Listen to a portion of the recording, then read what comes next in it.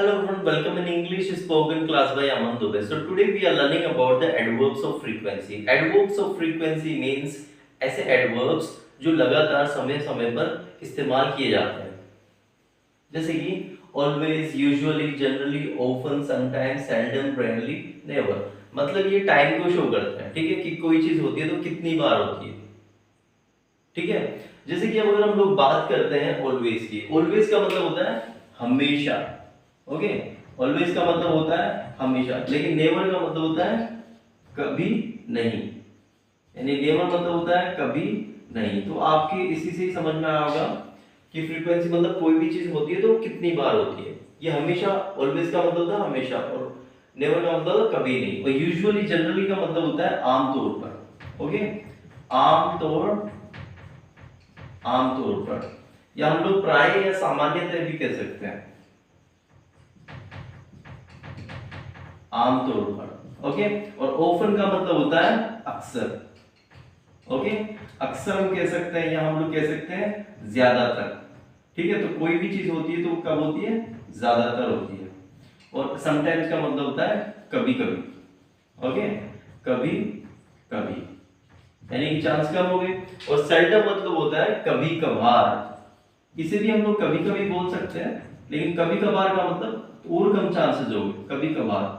जैसे कि वो कभी कभार स्कूल जाती है, यानी कि बहुत ही कम जाती है। और रेयरली, हार्डली का मतलब होता है मुश्किल से, मुश्किल से, मुश्किल से, ठीक है। मैं सेंटेंस बनाऊंगा इनके और आपको समझाने की कोशिश कर रहा हूं कि इनका स्पोकन में किस तरीके से बहुत ही ज्यादा यूज होता है। अगर आप इनका इस्तेमाल करते हैं तो वाकई आपकी इंग्लिश काफी अच्छी लगती है, इन वर्ड्स को आप यूज करते हैं तो it enhance your English spoken. So let's note down the percentage first. Always का मतलब जैसे कोई भी चीज होती है तो वो 100% होती है, हमेशा होती रहती है। और नेवर का मतलब होता है 0%, ओके।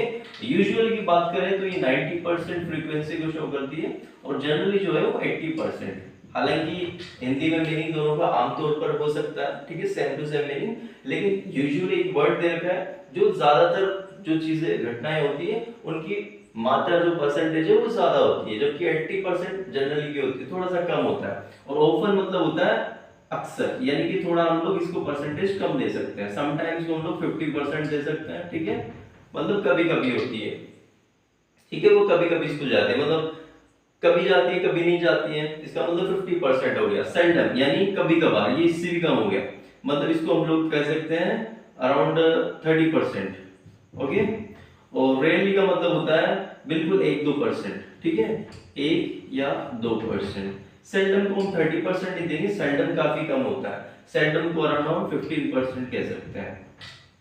ये इनका परसेंटेज रेशियो होता है।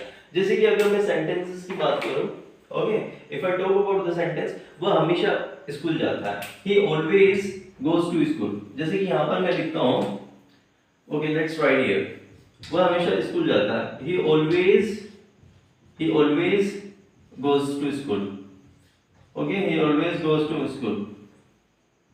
या वो हमेशा पढ़ाई करता रहता है, ही ऑलवेज कीप्स स्टडीइंग, या वो हमेशा सच बोलता है, स्पीक्स ही ऑलवेज स्पीक्स ट्रूथ, वो हमेशा सच बोलता है। इस तरीके से ये जो ऑलवेज होता है ना, ये सब्जेक्ट के तुरंत बाद में आता है। ये आप रूल हमेशा समझे, कभी ऐसा नहीं लिखे ही स्पीक्स ट्रूथ ऑलवेज, बिल्कुल रॉन्ग हो जाएगा।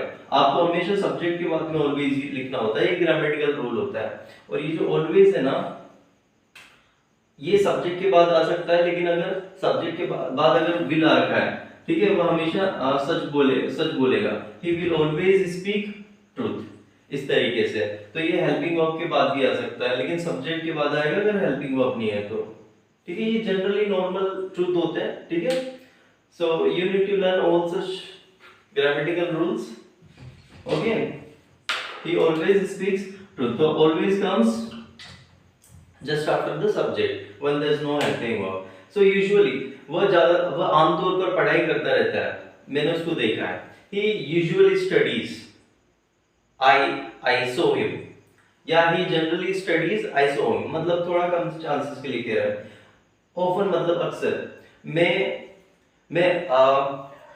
अक्सर के लिए हम लोग कह सकते हैं मैं अक्सर अक्सर मूवीज देखता रहता, अक्सर मैं ज्यादातर मूवीज देखता रहता हूँ।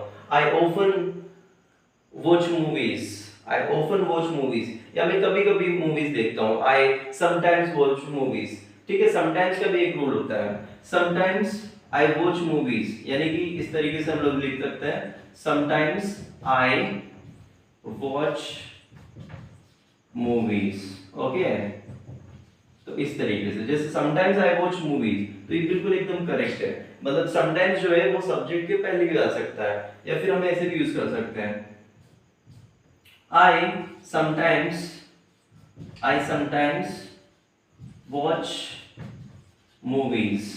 Okay, I sometimes watch movies, ये भी बिल्कुल सही है। इस तरीके से सब्जेक्ट के बाद भी हम लोग इसको यूज कर सकते हैं। तो ये एक सिंपल चीज है जो हमें हमेशा सीखनी चाहिए कि ग्रामर के जो रूल्स होते हैं वो किस तरीके से काम करते हैं, एडवर्ब को कैसे यूज किया जाता है।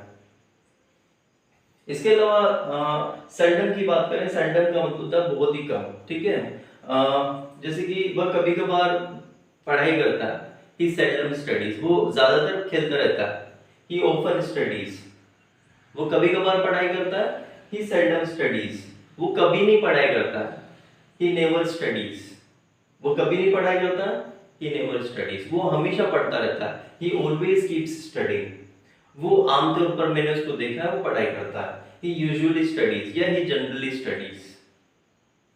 आई सो हिम, वो कभी कभी पढ़ाई करता है, he sometimes studies, he sometimes study या sometimes he studies. I know, वो मुश्किल से एक दो दिन हफ्ते में पढ़ाई करता है, ही hardly studies, he hardly studies where is he hardly studies once or twice in a week, यानी कि एक दो दिन है ना, वीक, इस तरीके से हम लोग यूज कर सकते हैं। तो रेयरली का मतलब मुश्किल से होता है। तो only the motive behind this video is to make you understand about the frequency of the words, okay, percentage of the words, how we use these words in our spoken and